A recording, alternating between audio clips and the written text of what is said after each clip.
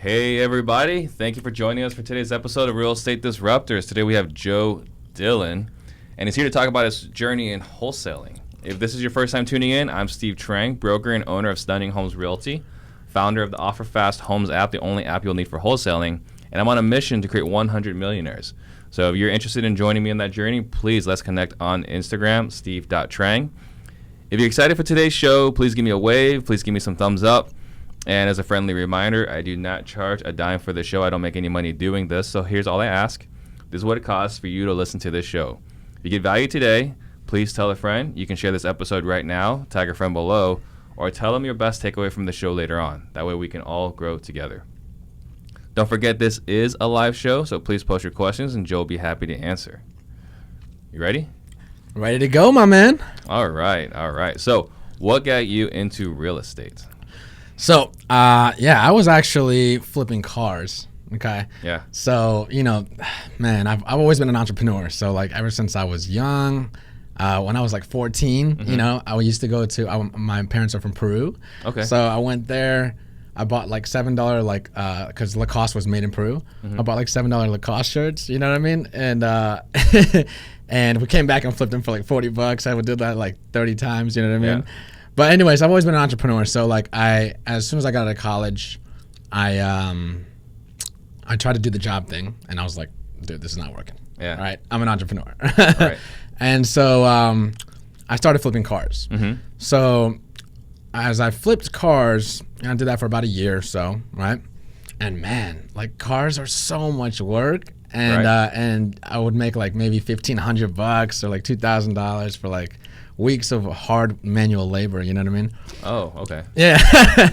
So through that, I was doing that with a partner. Okay. And through that, I met. Basically, we were at my cousin's house one day, and through that, I met my partner to be, who told me what he was doing, right? And he was basically doing wholesaling, right?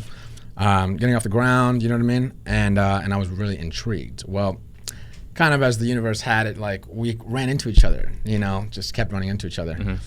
And pretty soon I was like, you know what? Like I need to probably make that move, right? Right. And so I hit him up, and then we basically joined up, and he told me what he was doing, and I was like, all right, well, this is what I can do. Boom, boom, boom, boom, boom. We started like mapping out. I still remember that day, put a whole game plan, the whole vision.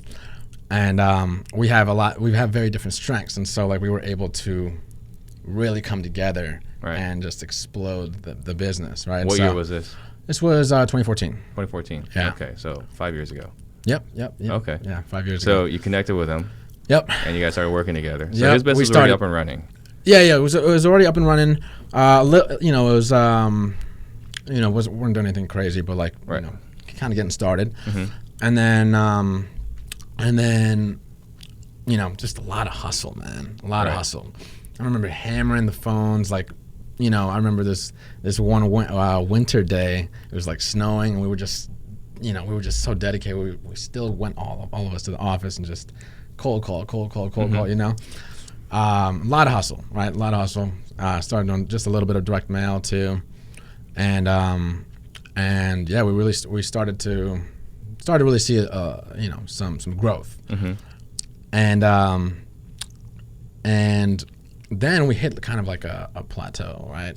And we didn't get any deals for like 5 months. What market was this in? DC. This is when we started. Yeah. Okay. Yeah. So we started in DC, and yeah, I mean, so it was definitely a hell of a journey, right? I remember like we got a comment, and this is not fun.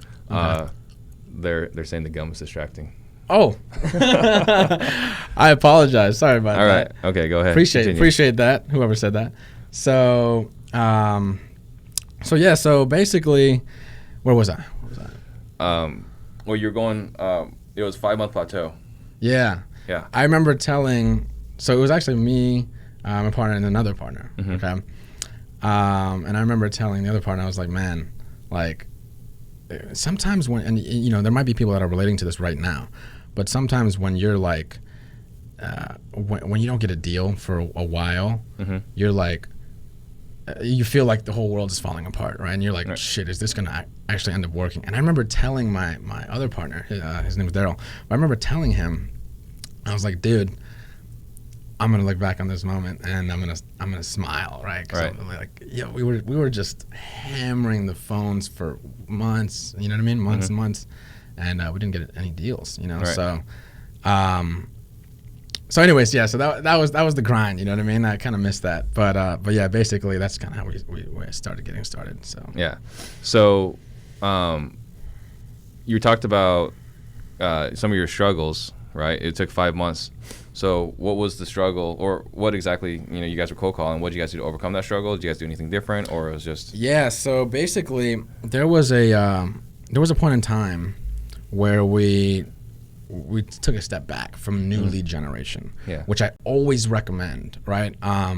Let's say if you're a little bit more comfortable than like, all right, I don't have money to buy groceries, but if you're a little bit more comfortable than that, I always suggest taking a step back to systemize the business a little bit more, so you have more of more power overall, right? And so we took a step back and we structured it a little bit more, as opposed to just, and it was still kind of like messy, right? Because we were still getting started. We still kind of didn't know what the hell we were doing. So, yeah. So essentially, we were doing that, and we took a step back and we started to structure it. Okay, because before it was like everybody was doing everything. It was like I was doing dispositions, he was doing dispositions, I was doing acquisitions, he was doing acquisitions. You know what I mean? There was no division of labor, there was no structure in place. And really like what I've come to realize is like, just like any business, like really building a business as opposed to just trying to find deals. Yeah. Right? Which is two completely different things. 100%. And we took a step back also. Like I came in with marketing, a little bit of marketing background. And so I definitely created a tool for us that we could analyze our marketing, which is one of the biggest things, right? So basically, I help a few people, kind of scale their business. But basically, the things that I always teach is the 4 stages of marketing, right? Which is planning. Okay, who are you going to target? How are you going to hit them, right? And back in the day, like everybody was doing direct mail, right? All right. And so, obviously we were doing that too. But we were one of the first people to start cold calling, which is pretty cool because, like, man, I remember like so many times, like this would like people that are just getting in the game will be like, I can't even fathom this. But so many times we would talk to people that we cold called, and they would tell us consistently, man, I got a stack of postcards on my desk, right? Right. Stack of postcards, hundreds of postcards. I've never received a cold call before. Oh, wow. Yeah. And so we started to, we noticed that we tripled down on cold calling, right? Obviously, right? Yeah. And that's what I always share with everybody. Like, you want to get where investors aren't, right? Now, obviously, that's not the case right now, right? Everybody and their mother's cold calling, so it's a little bit different. But you got to stay ahead of the pack, right? And so, we took like I said, back to your question, we took a step back. You were asking me like, okay, what was the real difference? We took a step back, we structured it. All right, you're gonna do acquisitions, you're gonna do building cash buyers list, build a dispositions list. You're gonna do marketing, for example, right? So division of labor and strategic marketing, so we would, like I said, I built this tool that we could actually analyze and we could plan our marketing. Because a lot of people are they're basically throwing shit against the wall, right? But yeah, so basically one of the things that we did was that over in DC, and it's probably like this in a few other markets, there's a lot of development that goes on, and with strategic, like very specific development, with that comes a lot of opportunity. So for example, analyzing certain zoning codes to where, hey, there's a single family home on this property right now, but it has the lot size, right? And the zoning to where you can build up, maybe 1 or 2 more levels, and you can turn it into 2 or 3 condos. Right, and so those were some of our our biggest hitters, right? Yeah. We had several 6-figure assignments in DC. That's cool. Yeah. Yeah. So, that's but that came from analyzing the zoning, right? Kind of like learning that. And I remember, man, there was this guys, follow-up. Oh my gosh. Follow-up is so key. Like that's where 90% of your business is going to come from, right?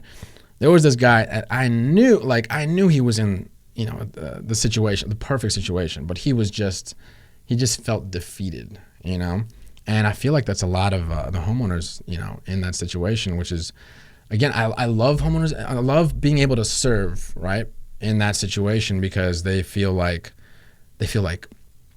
you saved them, because this poor fellow, I still remember him. His name was Reggie, right? Reggie Pegram, out in DC, and he was just gonna let it go. He was just gonna let the property go, right? And he only owed $70,000. Wow. And so in DC, right? For those of you who know DC, that's nothing. I literally can buy anything in DC for 70. I would buy anything in DC for 70. So ended up getting that property under contract. And, after we analyzed it, we're like, wow, this is a phenomenal deal. So we actually ended up selling that one. I believe it was for $200. Yeah. And so, and because he was just an awesome, like we gave him extra on that one. Right. But yeah, I mean, we actually ended up getting 2 more properties from that person, and they were both large assignments, Right. Yeah. So you were talking about when we were talking before, like you started in 2014. At some point, you guys were doing a lot more volume. Yeah. Right. So your biggest month ever, you guys did. Yeah, about half a million. $500,000. Okay. Yeah. So what was going on to get you guys to that level? Yeah. So that's when we started to structure. So I would say 2014, kind of getting it off the ground, right? Mm-hmm. Still testing a lot of things out. 2015 was kind of like we called it like our mistake year. Mm-hmm. We made a lot of money in 2015, but we also spent a lot of money, right? And for those of you listening, look, it doesn't matter what the top line is. Mm-hmm. Don't get caught up in what people say nowadays. But it doesn't matter what the top line is. It matters what the bottom line is. You right. know, and so we ended up spending a lot of money, and we made hiring errors, marketing campaign flops, inconsistencies. There was just a lot of things that we did and that we learned, over the course of the year. But what kind of like back to what I was saying, the biggest thing that propelled us was structure, mm-hmm. right? All right, this is how we structure the business, and proper delegation, right? And so, like I said, I help some investors now, but really, like the biggest thing is like help them build a business, right? A real business, not as opposed to just getting deals. And so, having structure, having systems, having processes, and hiring the right people. So, we, as anybody who's concerned about the bottom line is, mm-hmm. when we started hiring people, oh my god, yeah. So we put the ad out at I think $10 or $12 an hour, mm-hmm. right? Somehow expecting to get a rock star, not expecting, but we didn't really know any better, right? Right. And so obviously the caliber of people that we attracted with that was obviously subpar, right? Right. And so 100%. Yeah, and so especially in the DC area. Oh my gosh, you can't live off $12. You can't do anything. Yeah, so yeah, so I remember the caliber of people, and it was it was kind of like us. And there was a huge division between, the owners and the employees. You know what I mean? Mm-hmm. Because just because obviously we didn't want to pay for it, right? Mm-hmm. And so obviously we changed the compensation structure. Mm-hmm. We started really reaching out to our personal network, right? If you guys whoever's building a team, read the book Who's a phenomenal book. Who is an amazing book. Definitely amazing book. And one of the things that it teaches there is about sourcing. selection, retention, right? So basically all about people and how to attract A players to your team. Yeah. And the best by far, consistently, and I see this repeat in every business, a lot of different business owners, a lot of friends, by far the best people that you're going to attract is in your personal and professional network, typically. Now, you can obviously get a rock star from like, Indeed post or something like that. But still, we did that. We started reaching out to a personal and professional network. And, we started posting on social media a lot. And so, yeah, we started attracting those high caliber people. And I remember we were like, man, we finally found our group, our solid core, and those people are actually still there today. So yeah. So at some point you transitioned, right? Like you parted ways. Yeah. Yep. So when was that? So a few months ago, officially in November. No, I'm talking about like when you used to work with Raphael. Yeah, okay. When was that? So that the whole time. And then we officially parted ways November. Yeah. Oh, okay. Yep. All right. So then what was your business looking like before? Yeah. So getting there. So basically, as soon as we struck the business, we found our core people doing, regularly, 6-figure months and, the market we were in. Tried to expand to Baltimore. That was our first attempt at expansion. And we kind of didn't know what we were doing still because, we kind of just took a shot. But, in wholesaling, it's way less risky to just expand into another market than it is to, let's say, flip in another market, right? Yeah. And so, it's just your only risk is your marketing campaign, right? And the biggest thing is we were very strategic with our marketing campaigns, right? I tell people this all the time. Wholesaling, not flipping or buy and holding, but wholesaling specifically, it's not a real estate business. It's a marketing business. Right. Marketing and sales, and so that's kind of like was our expertise, right? Really marketing and sales. And so, lost my train of thought. Let's see. You were asking. Oh, we're talking. Well, that's you were expanding into Baltimore. Right. Okay. So so that we didn't like lose money, but we didn't make a ton of money. But for all the time invested, like it's not it's not really. Right. Wasn't really worth it, So then what was the lesson learned there? Well, we need to be a lot more strategic about the zones, like the specific neighborhoods that we're hitting, right? And so, we, as we started to become more prominent on social media, right? We came under, I think we were at Dave Lindahl's. Dave Lindahl, are you familiar with Dave Lindahl? I'm not. He's a multifamily, he's a multifamily, I guess, instructor. So he had an event down in Tampa. And basically in Tampa, we met up with someone that was following us on social media. And basically, months after we kind of developed that relationship, and because the relationship was so awesome and the quality of the person was so high, we decided to jump into Tampa, right? Yeah. But this time we did it a lot more strategically. So we got relationships with investors that are already in the business in Tampa, and asked them about the certain zip codes, right? Right.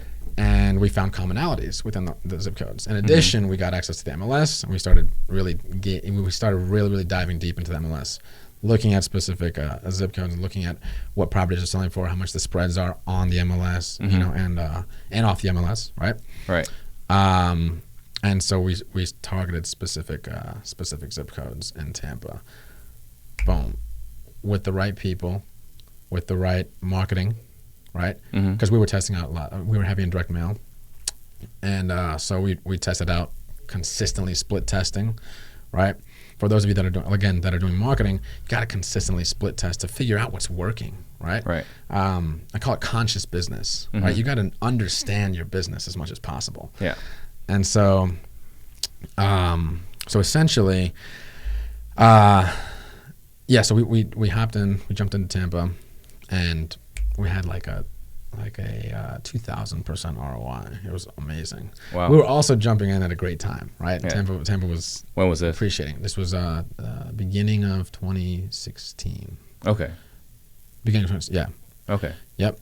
And so, so that snowballed. Mm-hmm. And then, again, like the main thing there is we really understood our marketing. So we understood, hey, what postcard's performing the best, mm-hmm. right? We did a lot of the Chris Chico postcard. I actually just saw him a few weeks ago. Yeah. Like the third notice kind of postcard. Right. And what we also did though was we split tested that with another postcard. So it's like an indirect postcard, which doesn't really say, hey, I want to buy your property, mm-hmm. versus a direct postcard that says, very clearly what you want to do, what your intentions are, right? Mm-hmm. And so what we found, right, through thousands and thousands of data points, is that they both appeal to a different portion of your list, right? So right. You buy a list, you skip trace it, you're mailing that list, or mm-hmm. you're targeting it in some way, RVMing, cold calls. That extracts a different portion. Like for example, there's some people that will call you for this I want to buy your home mm-hmm. letter, let's say, and that definitely wouldn't call on the third notice postcard, right? And so in that way, you're extracting all the juice from your lists, mm-hmm. right? As opposed to sending the same postcard over and over, right? Right. And so what we do, what I call cycling, right? Mm-hmm. Market cycling, is we found that like the Chris Chico postcard was working phenomenal, right? Right. And that was our highest performing postcard. But we still wanted to extract the juice, right? Mm-hmm. So I would, so basically we would make like a Chris Chico postcard, that very indirect, urgent notice type of postcard, let's say for 2 months. Mm-hmm. And then we would cycle it and send like a very direct, nice, professional letter kind of thing. Right. And in doing so, you're retaining the cost of not sending letters, because letters are expensive, mm-hmm. not sending letters every month, but still extracting the juice from that. So like 2 months, 1 month, 2 months, 1 month kind of thing. Yeah, that makes sense. Yeah. And so like it was, we did a lot of really cool stuff with the marketing. But, and this is kind of a tip for everybody, but again, you want to get where investors are not, right? And so we had, several lists that mm-hmm. were really working for us. But for example, like we had it was a very expensive list, but we would get an owner occupied list, and we would skip trace that list. And first of all, not a lot of people do that, right? Because it's a bigger, broader list, right? And then we would see who came back as a different address. So essentially they weren't owner occupied, they were absentee in reality. Mm-hmm. And because nobody was skip tracing those, nobody was mailing the new address. Right. And that was one of our highest performing lists because nobody was hitting those guys. Yeah.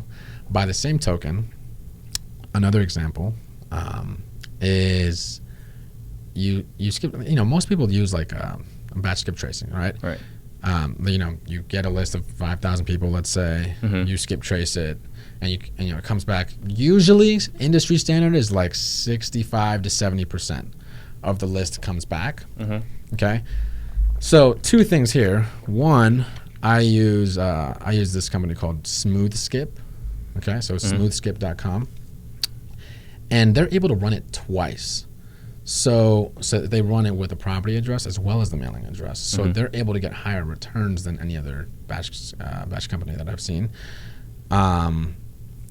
So essentially, they come back, let's say, with 80%, right? Right. So out of those, what did I say, 5,000? Out of the 5,000 people that we targeted, that we sent to skip trace, 4,000 came back with updated addresses, with phone numbers. But what happens to the other 1,000, right? Guess who's not skip tracing the rest of that 1,000? Most people. Everybody else. Right. Right? And so we, skip trace that, the people who don't come back, right? Because most batch skip tracing, I think, is very similar. Yeah. They're all using, Delve Point in the back end or TLO, right? But most of those, right, will usually return similar data, right? Yeah. And so those 1,000 people that are not coming back, there might be, plus or minus a few hundred, but chances are they're not coming back for the other ones as well. Mm-hmm. And so what you do is you manually skip trace those 1,000. Right. And then since no one has, guess who's not calling those people? Right. Everybody else. and so those are basically a few tricks to the trade. But yeah, right. You want to get where other investors aren't. That's how you win in a saturated market. Yeah.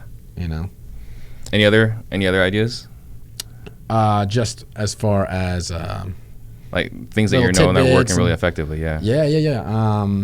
Yeah. So for example, I've had a few people come to me. They're like, "Man, I set up an RVM campaign, mm-hmm. like a ringless voicemail campaign. And first of all, please don't make the mistake of taking those calls live. Yeah. Because so here's the thing, right? And you gotta understand. You basically gotta understand how marketing works, right? That's why I tried to enlighten people that it's a marketing business, mm-hmm. right? Marketing and sales, right? Which we can get to sales in a second, But basically, just still talking about marketing. So I look at different marketing channels, right? Direct mail, RVM, SMS, cold calls, and you really want to just understand how they work, right? So for example, when you send out an RVM, most people are not gonna. Most people, I'd say, don't listen to the RVM. Mm-hmm. They just see a missed call and they call back, right? Because sometimes you will see the missed call, mm-hmm. right? And when that call is being returned, that's probably one of the lowest quality leads. Let's call it lowest ratio of quality leads. Mm-hmm. So that might be, of all the people who call back, that might actually be like a 2% ratio of people right. that might actually be interested. Because like they see a missed call, right? They're gonna call back. Super low quality. So you gotta kind of play that. Like you gotta understand that, right? Mm-hmm. All right. Well, I'm not going to allow my team to take a 2% quality call, right?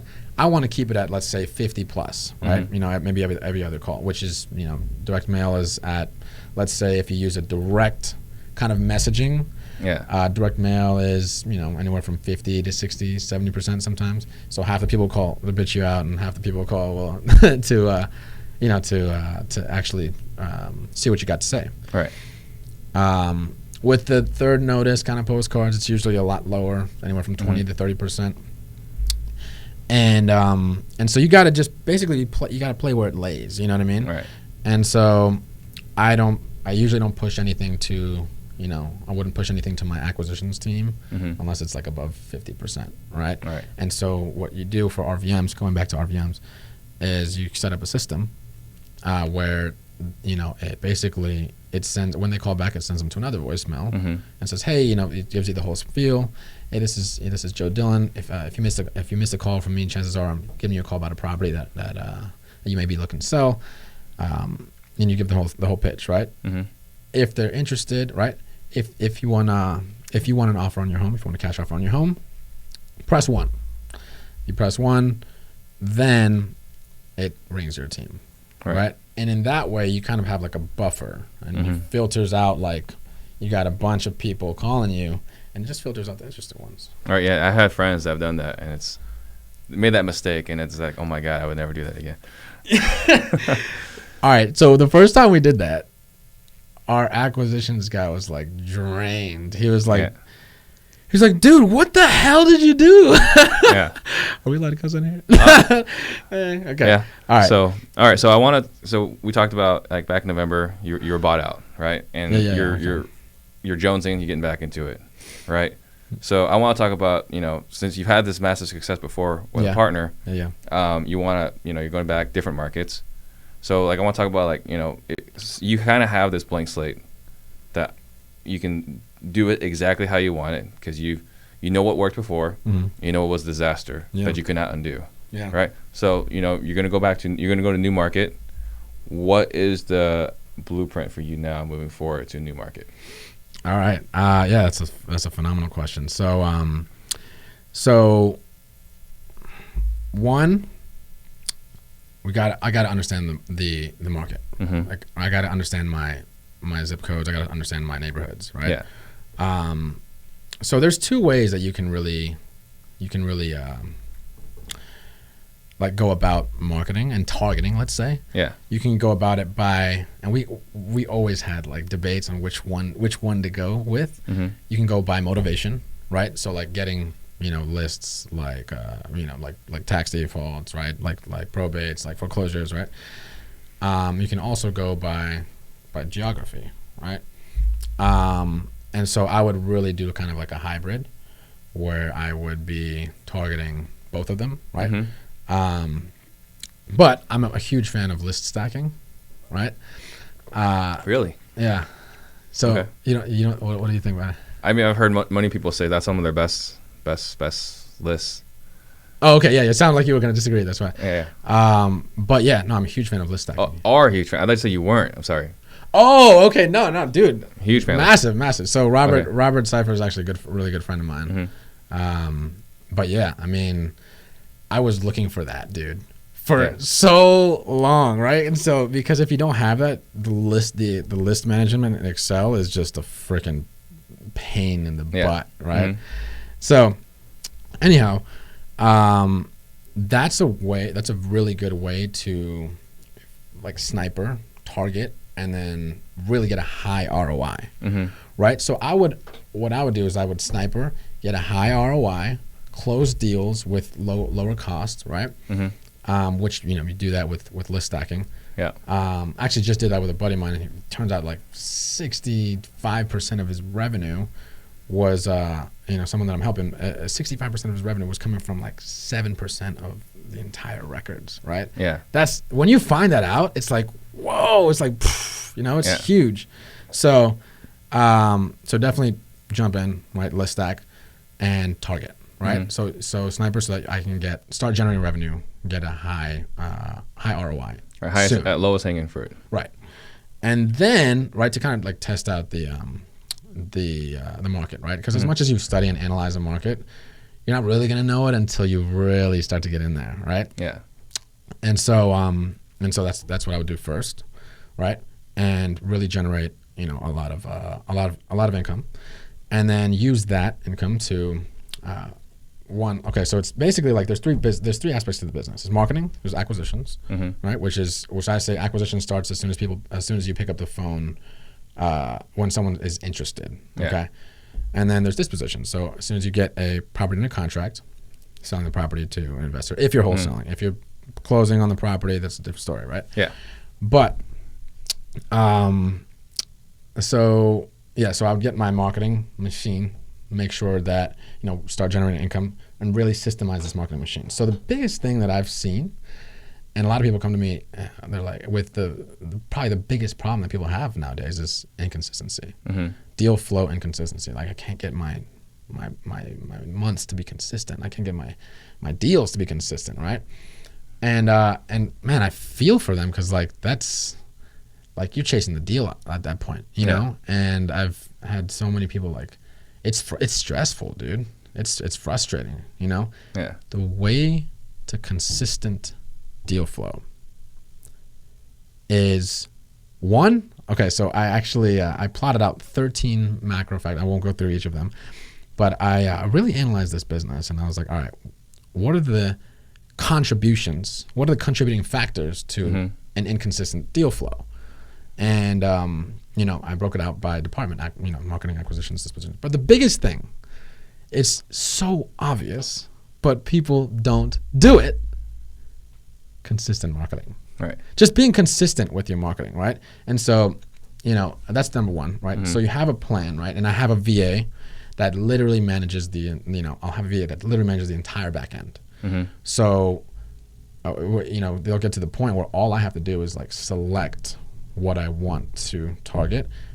All the property list manager stuff, all the Excel stuff, all the loading into the dialer, the sending to the direct mail company, right? Loading into the RVM software or SMS software, all that's done by the VA. So the biggest thing, and this is for me, it might not be for some of you, like because I have, because I'm not like hurting for money, right? This is what I would do. I would set up the marketing machine, so that I could be consistent, and then obviously go into it with great people, right? Yeah. And so find a killer, right? An acquisitions killer. Maybe someone who's been in the business before, but if not, I've found great places to target people. Obviously, personal, professional network, but specifically previous jobs, either timeshare, like people that have been in timeshare sales, freaking phenomenal, right? Right. And car salesmen, salespeople. Yeah, I know a lot of people have success with car salespeople. Yeah. Okay, so you do your research, you start pulling data, right? So where would you pull data from? Okay, so a couple different places, right? We've had huge success with list stores, right? A lot of people try to cheap out. I've seen this time and time again. A lot of people try to cheap out on data. Yeah. It's not going to work, dude. Right. It's not plus the foundation, and it's not sustainable, right? You have to spend money on good data and to skip trace it. So you really got to spend money, right? So it's it's definitely list source. The county, you can get a lot of free data from the county, but I like list stacking it because a lot of that is a lot of those are people without equity. So I do like a 50% equity and unknown equity on list source, and then also I'll this is what I'll do. I'll make it very broad. Like this is just on another little tidbit on list source, for example. Some people like to do years of ownership, but if you don't do years of ownership, right? Which you shouldn't, because I'll explain it in a second. So basically, when you purchase a list with, like, let's say you say 15 years of ownership, right? It's going to remove all those unknowns. And the unknowns, usually, it's like, older folks, right? People, maybe there was like an older system in place, and so all the data from maybe 1984 and before was wiped out or something like that, right? Right. And so that's gold too. And again, we were tracking fiends, and so we would track every part of the business, and so that's how I know all these little things, right? And so so list source for sure. Go to the county, get evictions list, right? Tax delinquent list, and then all those other lists, right? Pre-foreclosures, right? Ideally probates, and again, one of the biggest things is list stacking, right? For me. And for you guys that don't know, list stacking is basically finding all the different pain points, and there's multiple pain points. Then you got your stack. Yeah. Right. So you got the list stacking in place now, right? So you're using Roy's service, right? Property List Manager. Property List Manager. Right. Robert. Yeah. There you go. So Property List Manager, and now you got to skip trace it. Yeah. So what skip tracing service would you use? Smoothskip.com. Smoothskip. Yeah. I actually have a coupon code. Yeah. Okay. So it's So I think on the website it's like I forgot what it is, like 30 cents or something like that. Which is still worth it, by the way. Right. But it's 20 cents. So it's the coupon is Elevate. It's just like Elevate, ELEVATE. So for those of you who want to jump in on that, and get good quality data at probably the highest. That's the highest I've ever seen. I've seen returns 96%. I've never seen that ever. Right. Ever. Like I've seen, literally on like a 10,000 list, they'll give you back 9,600, addresses, right? Yeah. Updated addresses and phone numbers. I've never seen that before. Right. And so, definitely go use that, guys. And so, Property List Manager, skip it. And then how are you going to get hold of them? Okay. So, for my hotter niche lists, right? So, for my stack, like my high stack lists, I'm going to hit those mofos from all angles. Right? Because that's where the juice is. Right? That's really where the juice is. And you manage them. You manage that in Property List Manager, let's say. Right? You manage the opt-outs and like people who are, said do not call me, right? You manage all those in Property List Manager. For the bigger, broader lists, right? I'll do a low cost. Again, that's why I said play where it lays, right? So I'll do a lower cost marketing, right? Because it's not as targeted. And so I'll do something that I'll still be hitting everybody, but it's not going to be mailing piece, right? Because that's really expensive. Right. And so one thing that I'm a big fan of right now is RVMs, right? So shooting out an RVM to that, owner occupied list, but I won't do it every month. Yeah. Again, playing where it lays, right? And so like, if you were to see my marketing tool, it's like really freaking robust, right? And it honestly gives most people a headache. But this is how you have consistency in marketing, but you also are super profitable, right? And you have very cost-effective, consistently cost-effective marketing campaigns. And so I would hit them like once every 3 months, let's say. A bigger, broader list, right? And then, so yeah, I mean, I that's basically how I target it, right? So you just would cut out the direct mail. In the bigger, broader lists, right? Right. Okay. But I'll still like, so I'll kind of try to explain it. But basically, the tool that I have is like, I always plan my marketing out by month. Okay. So basically, it's like the tool that I have is like the lists are on the left, and then the months are on the right, with the different marketing channels. I'm trying to explain this, but so hopefully people follow. But with the different marketing channels underneath each month. So let's say what are we in, March? So I'll plan out April like 2 weeks before. And I'll say, all right, boom, direct mail, right, RVMs. And I'll line out, all right, who am I hitting from what angles? At the bottom of that, it gives me the totals. It also gives me the estimated leads based on my KPIs, which are, guys, track. Okay, so you understand your business. If you don't track your numbers, you won't understand your business. Right. And at the bottom of that, it'll pop out, okay, your estimated number of leads as well as their total cost. Yeah. And so that way you plan out your campaigns by month. But there's also the next months, right, after that. And so you can even plan months in advance, right? So I'll plan, like I said, I'll do like a bigger, broader list from, I'll do a bigger, broader list like let's say once every 3 months. And so I'll plan that out. I'll just put it on the tool, What's the name of that tool? It's just a tool that I create. It's just an Excel program. Okay. Yeah. So awesome. I call it Marketing List Planner. So, okay. But if you reach out to me, I'll gladly just, if you mention Steve Chang. Yeah. I'll shoot it over to you. Okay. So then you skip trace it and you're attacking from all these different angles. At some point, someone's going to be cold calling, right? Absolutely. So how do you plan on acquiring acquisition people? For marketing, or for cold calling? For cold calling. Okay, so I actually consider, so we're about to get into sales. So again, like I said, wholesaling is marketing and then sales business. Okay, so I know we're running a little over right here, but so basically, I actually consider cold calls marketing. The reason is because I divide the line, like, again, where I want to push interested leads to my high level team. Cold calling, for me, it's $10 an hour task or less. Okay? It's because you'll be on the phone for 2 hours and you won't get a lead, right? No high level person is going to want to do that, right? And so you want to keep your high level people where they should be. Okay? And so basically, for cold callers, a lot of people said, and I agree, like, people try to outsource cold calling to the Philippines, to like VAs from the Philippines, which can work. It has a higher probability of not working because just they don't understand the culture, this is a language barrier, things like that, right?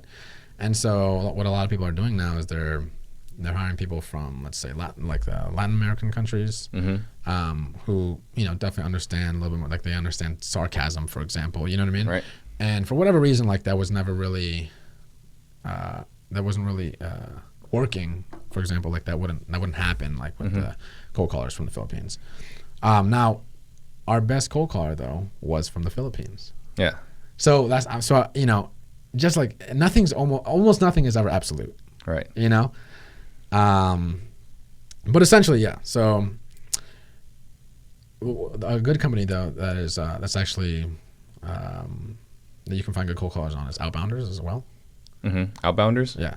So they also have like basically cold callers in like Latin American countries and things like that, and I think all over the world that you can basically like hire, kind of like an Upwork kind of thing. There's also if you have a little bit more money to spend, right?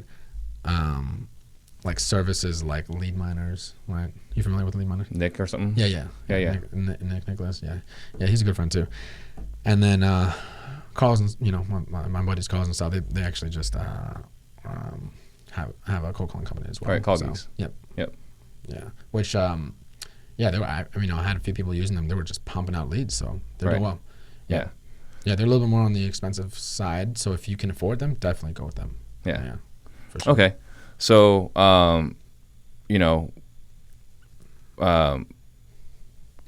with your what was your time frame for expanding or for starting back over? For starting back over. Oh, okay. By the way, let me just kind of just finish. So basically, I'll just kind of loop back and come full circle with the story. So basically, we ended up moving down to Tampa, right? So we had a lot of success in DC, and kept it running in DC. Yeah. And then, but we actually uprooted and came to Tampa, right? Brought all the employees and everything, right? Lower cost of living, better weather, like all this good stuff. So I still lower taxes. No state income tax, right? Yeah. It's amazing. Thinking about moving to Cali, but I don't know. Complete opposite with the taxes, but we'll see. I think I'm gonna have to talk to my CPA about that. But anyway, so we ended up moving there, and then we expanded to two more markets as well. And so by then we were like in 4 different markets, and anywhere from like 60 to 120K a month per market. And so that's kind of where we were. So but as far as time frame for getting back into it. So basically about 5 months ago, sold my ownership of that business, and then now I'm probably gonna jump back in like the next 2 months or so. Okay. So it's pretty exciting stuff. Yeah. So we'll definitely keep us posted on that progress. Yeah, for sure, man. So what's the greatest lesson you've learned? Real estate or life? Life. Yeah, man. All right, I'm about to get real for a second. All right. So sometimes things just don't work out the way that we want them to. But in reality, like we have so much of like as human beings, we're control freaks. Like we want everything to go our way. Well, of course. Right. And this mind right here is a MF, right? Like it never shuts up, right? It always has preferences. But by the way, if you haven't read the book, The Untethered Soul, have you ever read that book? I have not. Amazing book, man. Amazing book.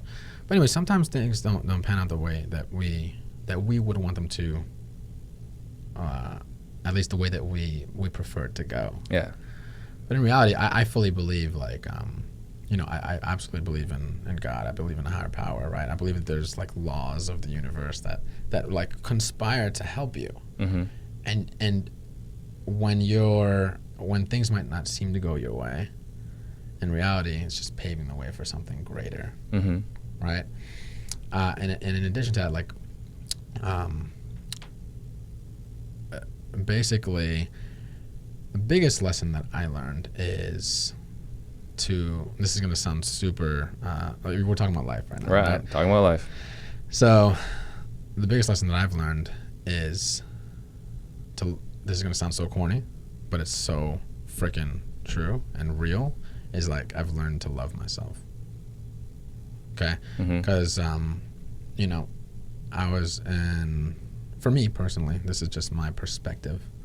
I was in an environment that didn't really serve me. But I allowed myself to be there, right? Right. And it wasn't until I hired a personal mentor that like really, really they really introduced me to myself. Interesting.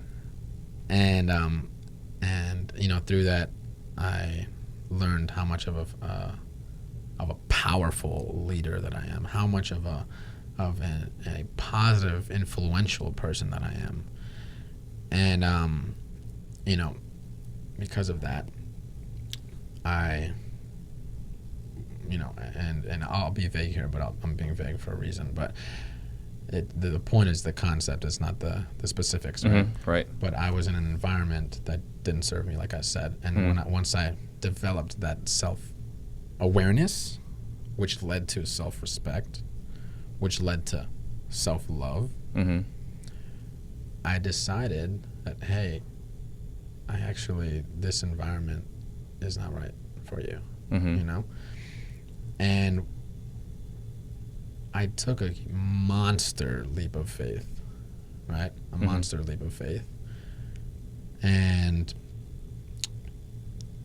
that's when the universe rewarded me. Yeah. I started seeing so many blessings, right? And the biggest blessings were not external. They were internal, right? A sense of peace, like serious inner peace, is something that's so coveted that almost nobody has that nowadays. And it's crazy because I'm on a mission. When I visualize my future, so I do meditation, which is one of the biggest game changers of my life, right? So I've been doing it consistently for about a few years now, but really, really, really consistently for just about a year. But when I do my visualizations, what my future consists of is sharing my story and really helping people master themselves and love themselves, right? As corny as that sounds, that's what's going to change the world, because to be honest, guys, for everybody listening, we have enough of the achievement-oriented world, right? We have enough of that. What we are starved of, we're starved of inner peace. We're starved of real connection. We're starved of community, right? Yeah. We're starved of real social experiences, right? Because we're all so freaking distracted right now. And we're so far off. We live in the social media, instant gratification,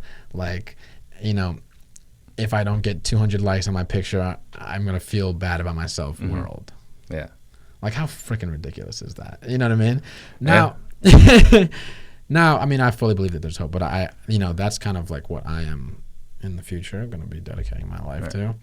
And really in the entrepreneurial space first, because a lot of us are chasers, right? But a lot of us don't even know why we're chasing. Or maybe we're chasing for a sense of self-worth. Right. Maybe we're chasing because, we had childhood issues and this is the only way that we can get away from it.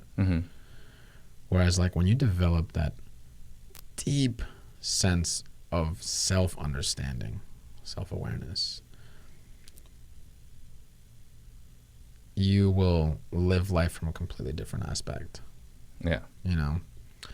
And so I take that approach, right, when I take that approach in business. So basically the Untitled Chapter talks a lot about surrender, right? It's back what I was talking about, like surrender to the outcome.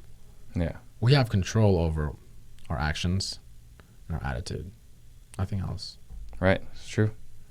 And even just today, right? So my Uber got there late, really late, right? To come here. Right. And I was like, man, I want to get 30 minutes to talk to Steve before, so we can, shoot this shit and so we can kind of just get to know each other a little bit more. Right. Right. And what is that? What do you usually do, right? Most people usually do Freak out, get frustrated, and does that help any? Ever? Does that ever help? No, it does nothing for you. It doesn't do anything. Yeah. And so I've learned to, and I definitely have miles to improve on it, but I've learned to kind of surrender to the process, right? Yeah. But also learned to own this is kind of going another piece to it, but basically, like you said, what's the biggest thing I learned is kind of going back to that question, is to love myself for who I am, to own my gifts, right? To own my gifts and to use my gifts to contribute back to the world, right? And so I've been doing a little bit of that the past few months. Yeah. And it's been absolutely amazing. It's been absolutely amazing. That's awesome. I think that's a great spot to end it. So if someone wants to get a hold of you, how would they do that? Yeah. Facebook. So you just search Joe Dillon. I actually right here, right? I think you tagged me. I did. Shoot me a friend request. I think I have like 200 friends left until I hit the 5,000 mark. Yeah. And Instagram, Joe Dillon Official, right? Yep. Joe JoeDillon Official. And those are the two platforms that I'm most on. Reach out to me. I'm really an open book, guys. And people that have been helping recently know that. I just love to freaking help people not only improve their businesses, but most of all improve their lives. Like some of the texts that I've received, or like the things that people have told me. Yeah. There's nothing more fulfilling than that, than having someone say, "Hey, bro, like, you've changed the course of my life." I've had someone tell me, like, "Dude, like, you like the things that you've taught me, like, you've saved my marriage." Wow, that's awesome. And so, so that's kind of like where I'm gonna be heading towards in the future. Yeah, kind of the distant future, like, I'll be the next Tony Robbins or something. Like, so we all want to do. We all want to be. So, all right, guys, that's the end. So thank you guys for tuning in, and thank you. Yeah. That was awesome. Absolutely, man. Appreciate it. Yeah. Thanks for having me, brother.